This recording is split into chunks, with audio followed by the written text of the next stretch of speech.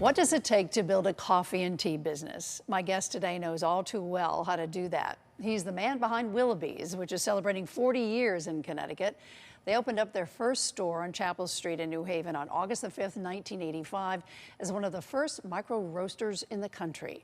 It now has 4 locations, 2 in New Haven, 1 in Madison, 1 in Branford. My guest is Barry Levine. Barry, so good to have you here. Thank you, Ann. It's really nice to be here. So you opened up in '85. I moved here in '87. I remember going into Willoughby's and smelling the coffee roasting inside.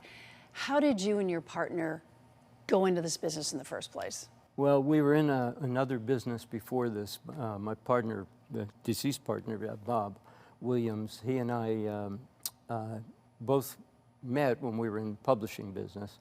And in 1980, we started a part-time business together that was bringing bread and other baked goods from New York bakeries up into Connecticut. I had recently moved to Connecticut, and one of the things that struck me was the lack at the time of any kind of artisanal or common breads that we were just used to seeing every day in New York. So we started doing that as a 2 or 3 day a week business. It grew a little bit over the years, became a 5-day, a 6-day business, a 7-day business. And we really had a desire to have a product that we could have some control over. Through exposure in the bread company, we got a sense of what was out there, what type of market there was for coffee, specialty coffee was really in its infancy. Did you know anything about coffee, you and your partner? Well, we were foodies. Okay, that's a start. And we actually were brewing making whole bean coffee and French press at the time. But as far as like deep knowledge, no. So how do you know where to get the best beans that represent your company? Well, this has changed a lot over the years. I mean, at the outset, there were not many places where we could even procure the coffee. But we did do our homework, and we had an approach right from the start that was like, okay, if you're going to do this, what's the best way you can do it?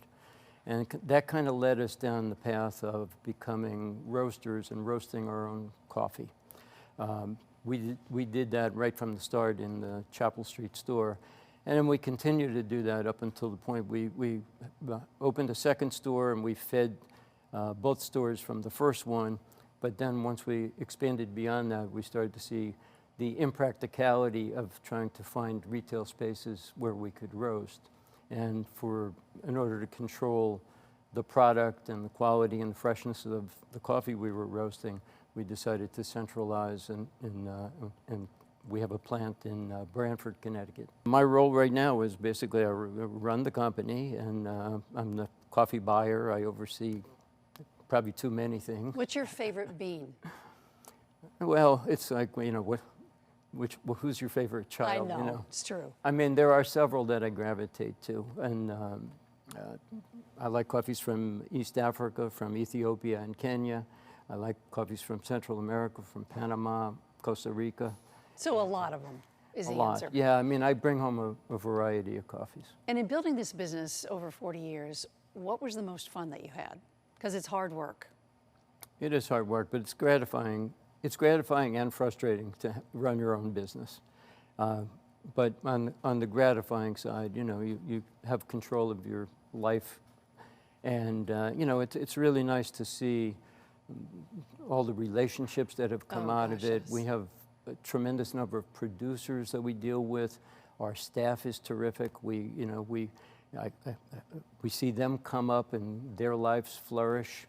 And because you've had a love affair with coffee, we're the benefit of that. Yeah, I think that's true. Coffee's come a long way in 40 years. Thanks for helping it do that. Yeah. Barry, thanks so much for being on. Yeah, thank you, Ann. Appreciate it. You betcha. And for more on Willoughby's celebrating 40 years, go to WTNH.com or the News 8 app.